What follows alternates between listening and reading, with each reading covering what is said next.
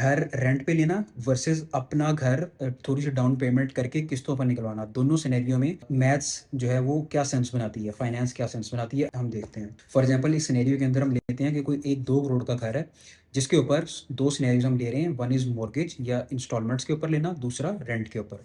पहले मॉर्गेज का केस देख लेते हैं। मॉर्गेज के केस के अंदर फॉर एग्जांपल आप 2 करोड़ के घर के ऊपर 30% डाउन पेमेंट 60 लाख की करते हो। उसके ऊपर तकरीबन जो घर है आफ्टर 30 ईयर्स उसकी वैल्यू 35 करोड़ जो है वो उसके ऊपर हो जाएगी, 35 करोड़ की वैल्यू होगी, जिसके अंदर से हम एक्सपेंसेस जो है वो निकाल लें, तो वो एक्सपेंसेस निकालने के बाद 29 करोड़ की बनती है। अच्छा, इसमें हमारे पास तकरीबन 2 लाख का हमारी किस्त बनती है घर की। So this is one scenario. Second scenario में हम आते हैं रेंट वाले। रेंट के ऊपर हम डाउन पेमेंट कुछ भी नहीं कर रहे, या फॉर एग्जांपल अगर हम डाउन पेमेंट की जो 60 लाख की अमाउंट हमारे पास पड़ी है वो हम इन्वेस्ट कर देते हैं पीएसएक्स के अंदर। दोनों सिनेरियोज हम देखते हैं।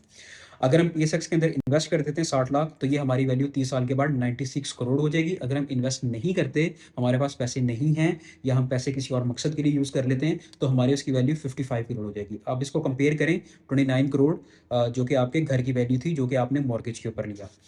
अच्छा, अब ये दोनों के अंदर आप देखें बहुत बहुत बड़ा फ़र्क यहाँ पे हमारे पास आ रहा है। यहाँ पे आप रेंट मंथ का जो है वो 80,000 दे रहे हैं, और जो 80,000 के पीछे 1.2 लाख बच जाता है वो आप जो है वो इन्वेस्ट कर रहे हैं पीएसएक्स के अंदर। ये दोनों में डिफरेंस है। Comment house to get calculated.